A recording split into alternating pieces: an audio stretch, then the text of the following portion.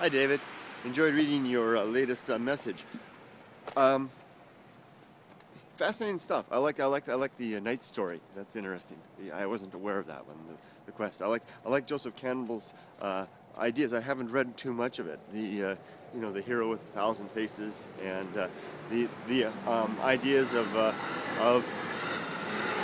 adventure and the story of overcoming. The youth who goes through trial and emerges as something else on the other side. I just wrote up a piece yesterday about butterflies, and I was struck by the chrysalis and the transformation that occurs there. Maybe there's some theme there. The other thing that ties into that from reading your message was how you described your own changes in the last 5 or odd years, as you described, and how the one situation left you kind of, what's the word?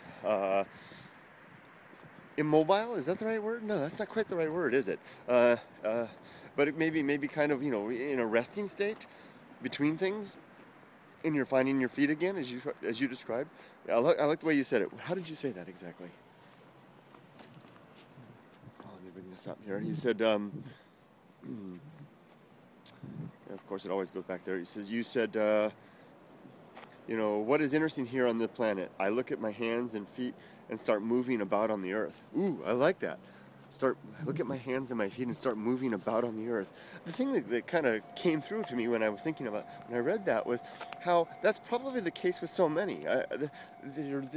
The circumstance of living, especially being a part of this system, I call the, probably not me, but alone, probably lots of people have come up with this idea, the analogy between a beehive and human society. But being a part of it is that you kind of get lost in the shuffle. Your feet move along the same course as mine are doing, as you've seen me doing for days now. Feet move along the same course. Your hands do the same tasks, on the QWERTY keyboard, typing out the things, and your mind runs along the similar courseways. And I guess there's some comfort, security, and necessity in that to keep the society moving. If we were all flowing adventurers, things like trains wouldn't run on time. Schools wouldn't function if the teachers didn't show up. Children would not grow up with the opportunities that you and I enjoy, and have the opportunity to contemplate. Because really, this stuff that we're doing right now comes on top of everything, all of the routine and all of the tedium and all of the what is the word, ennui? Is that how you say it? That we all must suffer in order to enjoy the fruits at the higher level. We have to have something to climb up there. Otherwise, we'd still all be poking sticks at fires, which may not be a bad thing in its own right. But certainly, I lost my shoelace. Certainly, we wouldn't be touching down Curiosity spacecraft, doing it on the surface of Mars to explore other worlds, and then allowing you and I, who didn't have our hands in the pie, weren't really involved in that, but we get the fruits of that, right?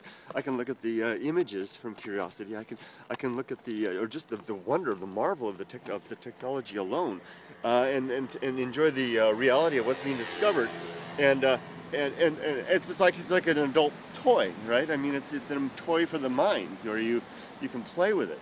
So the thing, coming back to what you said about the hands and the feet and the moving around the earth and the story of the knights and their quest, we were all like that. Even the problem is, maybe that's not a problem, it's the reality is that all of these people, including you and me, we can get wrapped up in this reality to such a degree that we lose sight of that. As you described, having happened 5 years ago or so odd, when the events in your life basically caused you to step back, pause, step back from your own walk, and just kind of, maybe you're just catching your breath, recovering from a situation. I've had that happen, after my, I'll call it recovering from a blow. After the loss of my business in 2008, I was knocked off my feet, and quite truly incapable of much more than just trying to catch my breath and regain my equilibrium. And so maybe some of us get stuck in that for good. I mean, some people really do. I see old people here. I see old folks here who seem, well, Japan is a society that engenders that into the culture. All cultures do, but this society in particular it admonishes its youngsters to toe the party line, and the consequences of not doing so are not so bad for us as foreigners, but because it's just basically social ostracized, being socially ostracized, which we for Westerners we just say screw you, right? But for the most part, but here in Japan, not so much. I mean, we all need to feel like we're a part, but here in Japan it's pretty bad stuff when that happens. And so, but the frustration and the disappointment and what did Thoreau call it? What did Thoreau call it?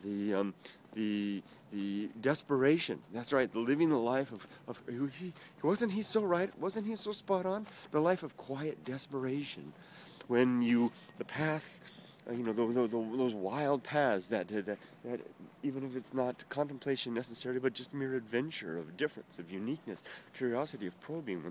When that stuff is unsatisfied, because I think we all have that pull to a greater or lesser degree.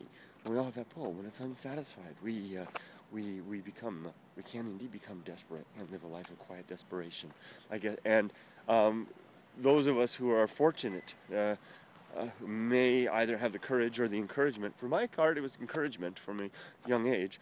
My mom and dad encouraged me. Now I'm realizing it just from talking our correspondent. I'm realizing it. My mom and dad really did encourage me onto the path of wildness at all junctures. Yeah, I talked to my mom yesterday morning on the phone, and she was even then encouraging me off. She asked me. She says, "Do you have your hat?" Because I told her. So when I have my hat, I'm on an adventure. So she asked me. I called her yesterday. First thing she said is, "Are you wearing your hat?" Yeah. See, I mean, interesting stuff. How can we? Is it a good thing to be on the path of wildness? I think so. I guess others that are willing to, if you're willing to take and maybe even suffer the consequences and enjoy the fruit along with the fruits, then maybe it is. But for me, I'm at the end of this particular path. This bridge means I have to turn the camera off. My students are ahead. I can't be. Oh, there they are. Hi, kids. And I can't be photographing them. So, David, I'll say goodbye for now, and thank you for your further correspondence and discussion. Your observations and sharing really helps helping me a lot to open my eyes. And together we're discovering some very interesting things. I appreciate it. Take care, my friend. Time to turn off. Have a great day. Talk to you soon.